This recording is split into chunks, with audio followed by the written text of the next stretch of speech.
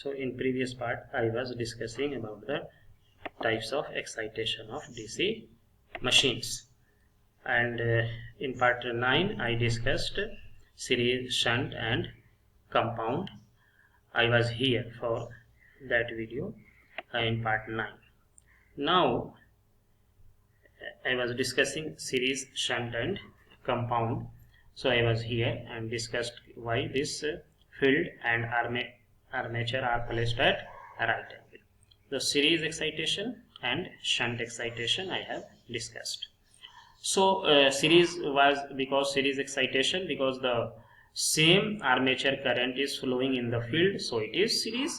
Here not same current is flowing, armature current and field current. Here armature current and field current are different, not same. These are not same, these are different values. But here same current, armature current and field current flowing, so it is called series excitation.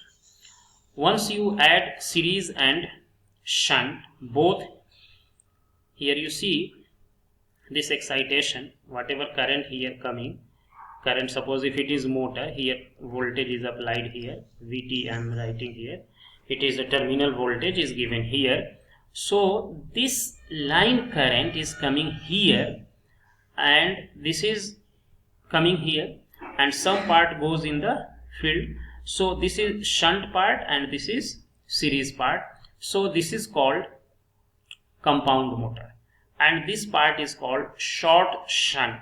I will tell you why it is called short shunt. Here you see F1 and F2, S1 and S2.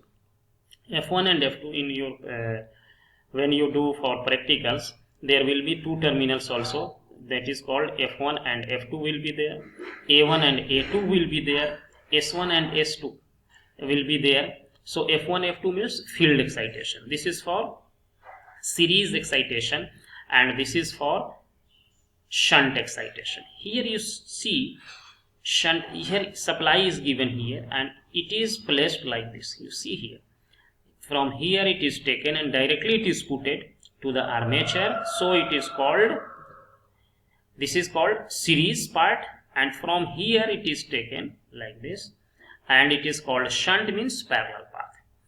Now in this portion you see here current is coming and it is going like this. So this part is like this. This is your series field and this is your shunt field, phi f. This is series, this is shunt, this is series, this is shunt. So you see here the both the direction of the field is in the same side. Here phi f plus phi s. Shunt and series both are added here. In this case also you see both the direction is same. Phi f plus phi s, both are added here. So both field are added here.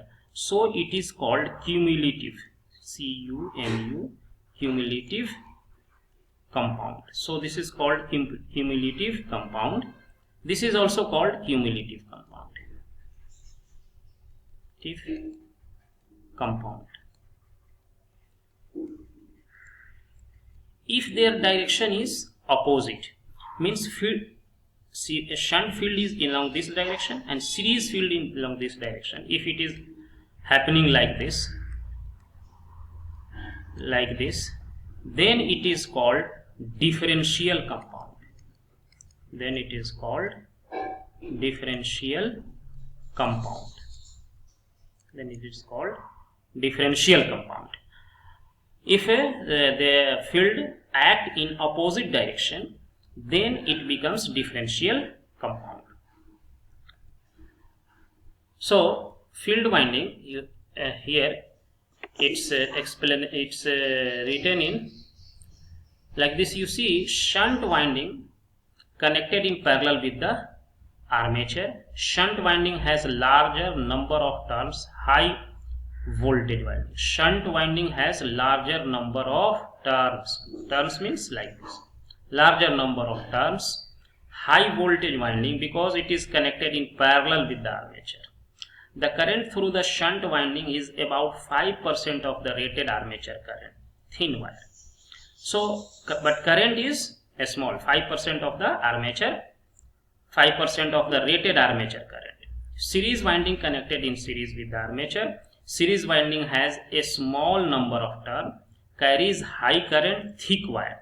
So if current is high, the wire should be thick, means thick, it should be thick, and if current is small, it should wire should be thin. So this 2 point you should a very important point, that when armature is carrying current, the current value is high in the case of armature, so it has a small number of turns and thick wire. Field winding is carrying very small current, about 5% of the rated armature current. That is why thin wire is written here. So you see one important relation that I have already written, that a speed is proportional to EA, armature induced EMF, or EB, back EMF, divided by phi.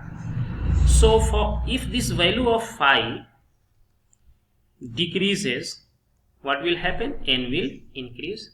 If this phi increases, what will happen with N? Speed will decrease. So if I talk a speed for differential compound,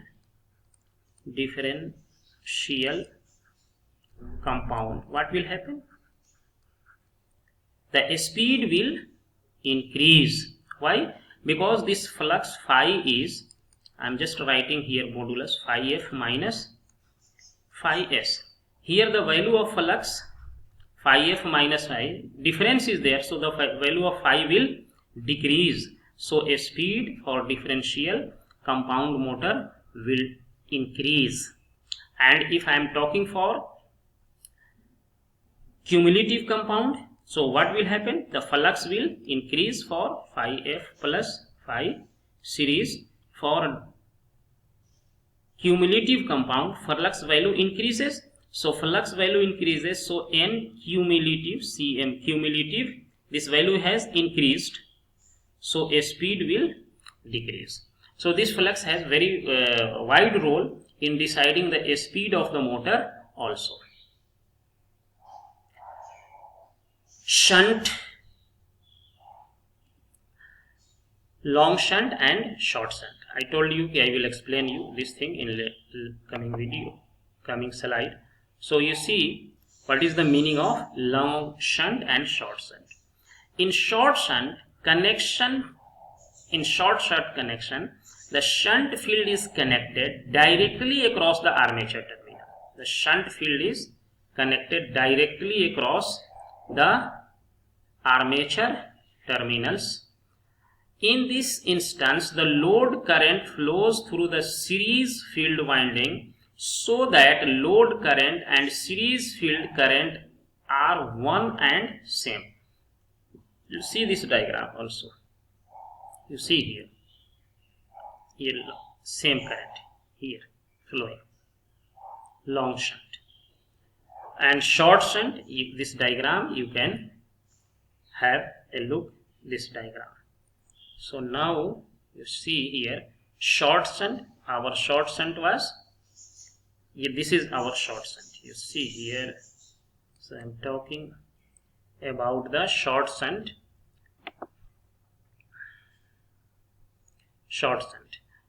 In this instance, the load current flows through the series field winding, so that load current and series field current are one and same. Another is long shunt. Long shunt is defined like this. Long shunt connection, the voltage across the shunt field is same as the terminal voltage of the generator, and current in the armature will be current in the series field. So this definition you just compare with the circuit diagrams shown in the previous slides. So here the armature current equals the shunt field current plus the load current. Armature current in this case for shunt, you see here, so this was our short shunt that I have written already. So in short shunt connection, the shunt field is connected directly across the armature. So this is shunt field, this is connected directly across, this is armature directly connected across the armature terminal. In this instance, the load current flows through the series winding. This is your load current, this side is load current. Series winding means if you connect here load, this current will flow directly to the series winding. Load current flows through the series field winding, so that load current and series field current are one at the center. So look, whatever current is going here and whatever current is going here, both are same here in short shunt.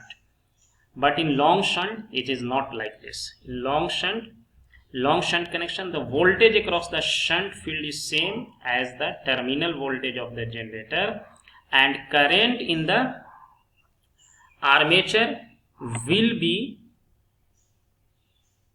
and in the current in the armature will be the current in the series field. The armature current equals the shunt field current plus the load current. Here armature, you can see the diagram already given in previous slide. Now one another thing about the classification of armature is, one more classification of the field is that I am going to discuss. This is a very important relation that I have to discuss about it. So let us see here. This is called armature reaction. What is armature reaction? The term armature reaction is very, very important in designing of any type designing machine. What is armature reaction? Armature reaction. You see, this is north pole and this is south pole. What is this? So north to south there will be field flux. It is going like this. This is field flux. North to this, north to south, going like this.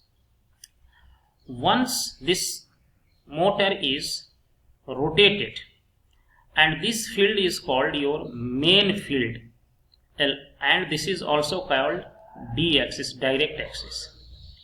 This is main field, north to south, this is main field. Another field is also there, that is called armature field. This line you see, armature field along, this is called Q axis, quadrature axis. This is called direct axis. So this field will exist only when armature current start flowing. When this motor rotates and it creates armature, this is the case of the machine. So when once this armature current start flowing from here, either inside or outside, so armature current flowing like this, so field will be along this. This field is created by the armature current. This field, keep in mind, this field is created by armature current. Armature current. This field is created by armature current. So this field and this field both are kept at 90 degrees, so that the effect of this field and this field can be neutralized. But in practice, what will happen? Suppose this field is this direction and this field. Suppose two forces are there like this. One force is acting along this direction, another force is acting along this direction. So definitely the effect of this force, component of this force, will be zero. But what will happen if you apply this type of force continuously? This body will move in a circle, means it will distort its path. It will not remain in the straight line. Its path will be different, changed. So it will come in the circular motion. So here our machine is, what it is doing, once this field is acting, this is main field and this is armature field, the effect of main field and armature field when it is loaded is called armature reaction. The effect of armature field, this armature field on main field, the effect of armature field on main field, the effect of armature field